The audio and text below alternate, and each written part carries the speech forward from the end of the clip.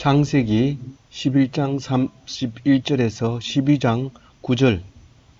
데라가 그 아들 아브라함과 하란의 아들인 그의 손자 롯과 그의 며느리 아브라함의 아내 사레를 데리고 갈대아인의 우르를 떠나 가나안 땅으로 가고자 하더니 하란에 이르러 거기 거류하였으며.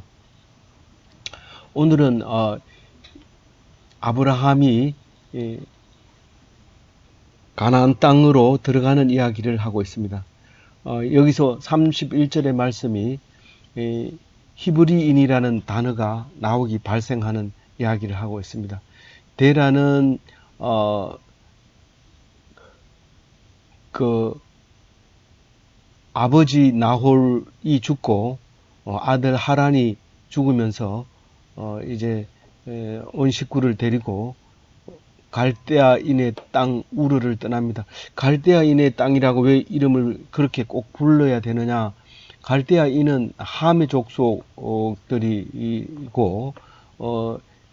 여기는 셈의 족속이기 때문에 갈대아인의 땅 우르를 떠나서 가나안 땅으로 가고자 한다 하고 표현을 하고 있는데,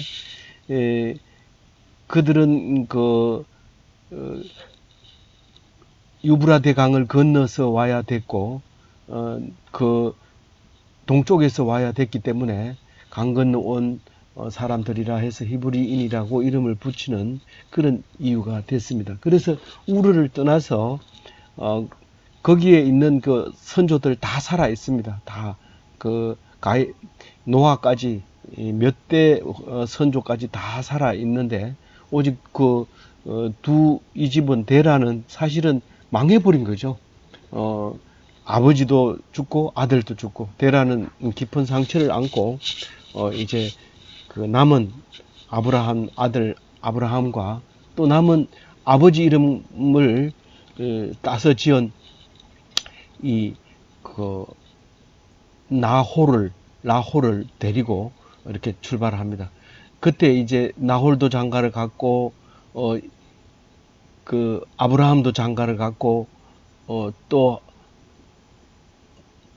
하란도 장가를 가서 아들을 낳았는데 그게 롯입니다.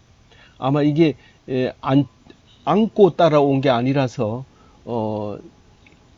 걸어서 왔으면 몇 살이 됐을 텐데, 어쨌든 그 몇 살이 된 롯을 데리고 그렇게 해서 데라는 며느리까지 다 데리고 온 가족이 전부 우르를 떠나서 하란으로 오게 됩니다. 정확하게 키로수는 몰라도 한 1000km 정도 될 겁니다. 그 유브라데 하류에서 유브라데 강 중류까지 이렇게 북쪽으로 올라와서 거기에 하란 땅에 정착을 하는데, 그 아들 이름 하란으로 이름을 붙이고, 나중에 들의 아르박삭의 형제들이 살던 바단 아람으로 이름이 바뀌게 됩니다. 거기에서 이제 살다가 26년을 살다가 이제 출발해서 아브람과 사레와 롯이 가나안 땅으로 떠나는 이야기인데요. 근데 여기서 하란에 이르러 거기 가나안 땅으로 가고자 하더니 하란 땅에 이르러 거기 거류하였으며, 이렇게 표현을 하고 있습니다. 목적지가 분명하게 우리에게 표현하고 있는 말이죠. 그런데 데라는 32절에 데라는 205세가 되어 하란에서 죽었더라. 이 말은 하란에서 오지 않고 아마도 여기 나홀 이야기를 하지 않습니다. 31절에. 그러나 여호수아서에도 보면 나홀을 온 식구를 데리고 왔는 걸 알고, 나중에 뒤에 가보면 나홀의 후손에게서 이삭의 마누라와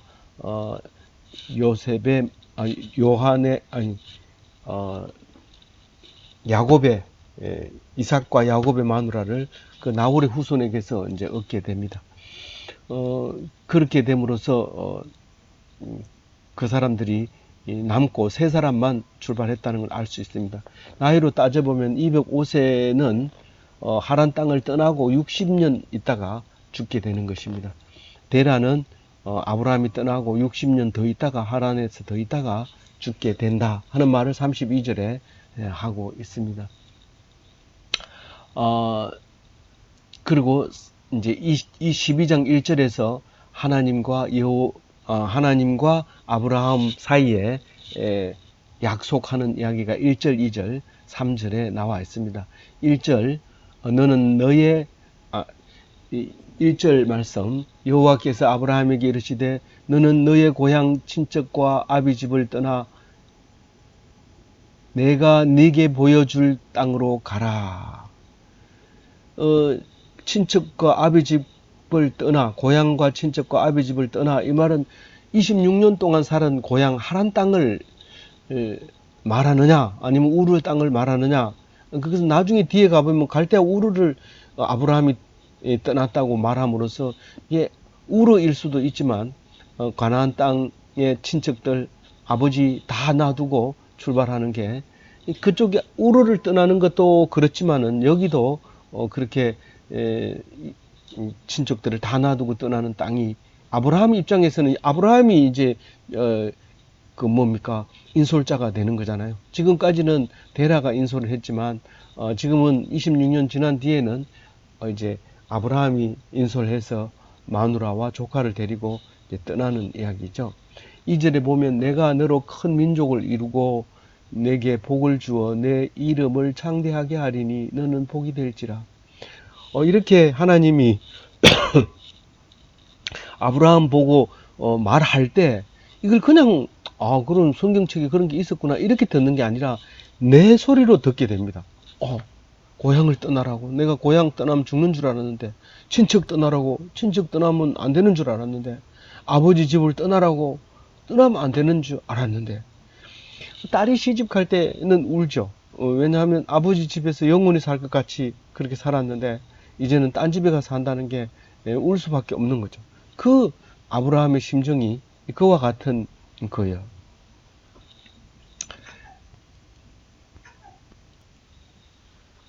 그런데 이 말씀을 순종한 사람은 살고 순종하지 못하면 죽습니다.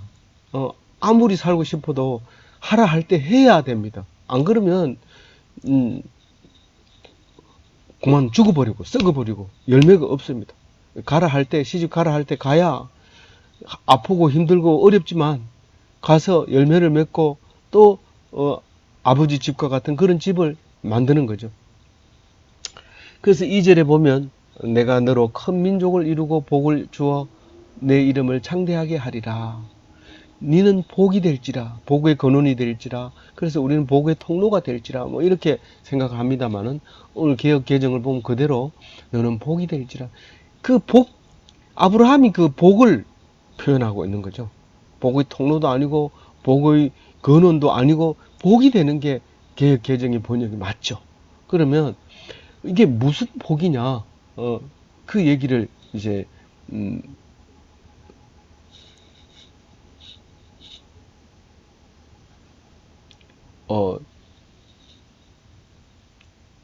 말하는 것인가 한 것은 이제 12장 2절에 보면 그 1차적으로 우리는 그 언약의 복, 그거는 순종하면 될 복, 고향과 친척과 아비집을 포기하는 복, 그리고 그 큰 민족을 이루겠다고 하는 약속, 바다의 모래 같은 많은 민족을 주겠다는 거, 그리고 이름이 창대하게 되겠다. 그 아브라함으로 말미암아 우리가 다 아브라함 후손 돼버린 거예요. 그래서 바다의 모래같이 하늘의 별과 같은 많은 숫자의 후손이 돼버린 거예요. 그래서 영원한 믿음의 조상. 그래서 3절에 다시 한번 얘기합니다. 이 말씀이 정확하게 묵상이 안 되면 자꾸 이게 똑같은 말을 반복하는데 이 통로다 뭐 이렇게 하는데 너를 축복하는 자에게 내가 복을 내리고 너를 저주하는 자에게 내가 저주하리니 땅의 모든 족속이 너로 말미암아 복을 얻을 것이라 하신지라. 그러니까 아브라함이 복이니까 아브라함을 얻은 게 복이죠. 그 아브라함을 어떻게 하면 얻는 거냐? 그것은 듣고 알고 믿고 순종하면 그게 구원이고 영생인데 그게 복이라는 거죠. 뭐 딴 게 복이라고 자꾸 생각하고 있는데 하늘의 별처럼 바다 모래알처럼 후손이 많다 이래서 계속 자식을 놓고 이런다고 해가지고 그게 복이 아니고 그건 동물적인 복이고, 여기서 말하는 것은 말씀을 전파해서 믿음의 자녀들이 발생하고 그렇게 그걸 자녀라 하지, 말 안 듣는 자녀를 나보고 자녀라고 하는 게 아니라 하나님 말씀 듣는 것이 자녀라고. 그게 그 자녀를 노엽게 하지 말고 자녀를 자녀는 순종해야 되고 그 말을 하고 있는 거죠. 그래서 안 듣고 모르고 불신하고 화내는 것은 멸망이다 하는 말을 3절 말씀을 하고 있는 겁니다. 그래서 이 3절 말씀을 가지고 어떤 얘기를 하느냐면, 누가복음 19장 9절에 보면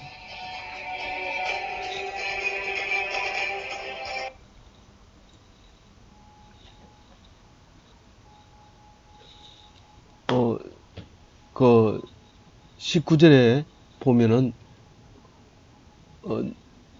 구원이 이 집에 이르렀으니 이 사람도 아브라함의 자손이미로다. 삭개오가 예수님을 영접할 때 예수님이 이런 말을 하고 있습니다. 그러니까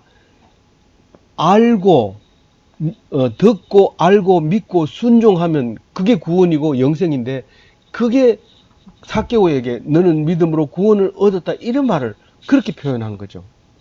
그래서 우리는 복의 근원이 어디서부터 오느냐, 여러 개 있다고 할지라도, 하나님이 무슨 복을 주고 축복해주고 했다 할지라도 이것은 그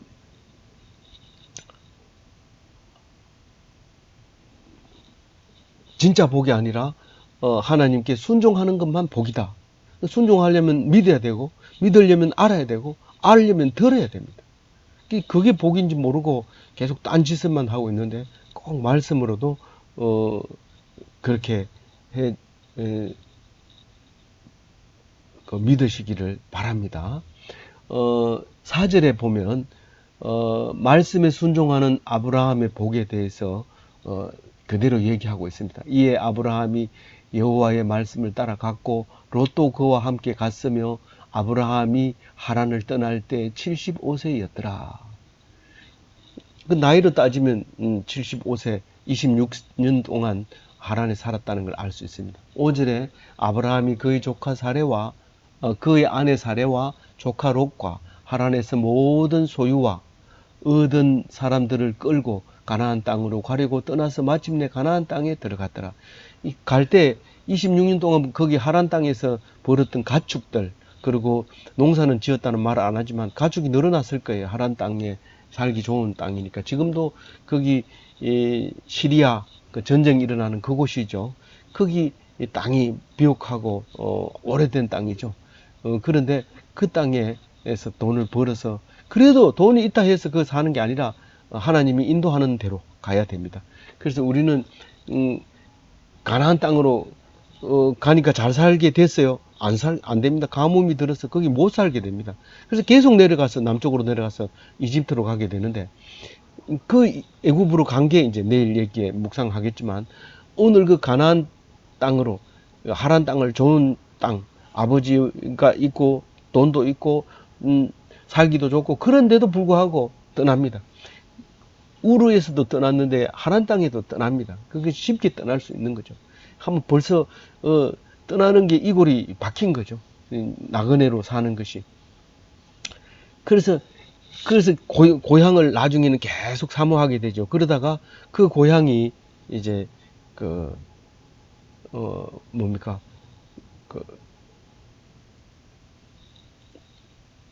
진짜 고향이 하란도 아니고 갈대아 우르도 아니라는 것을 나중에 알게 됩니다.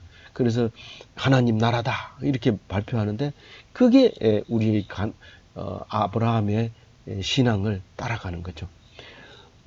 그래서 이제 가나안 땅에 들어가서 제일 먼저 도착한 게 세겜입니다. 그래서 세겜이 거기에 이제 나와 있듯이 이 이스라엘의 딱 중간입니다.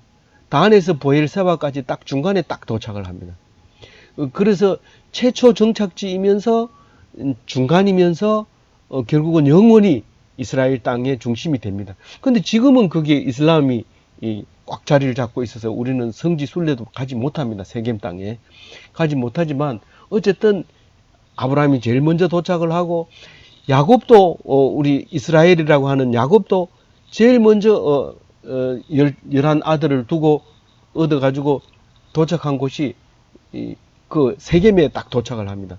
그리고 100 크시타를 주고 땅을 사기도 하지만, 나중에는 그 세겜의 사람들을 전부 몰살시키고 땅을 강제로 빼앗습니다. 원래는 전쟁하고 빼앗아야 되는데, 이야기 속에는 돈 주고 사는 경우도 있었고, 결국은 전쟁으로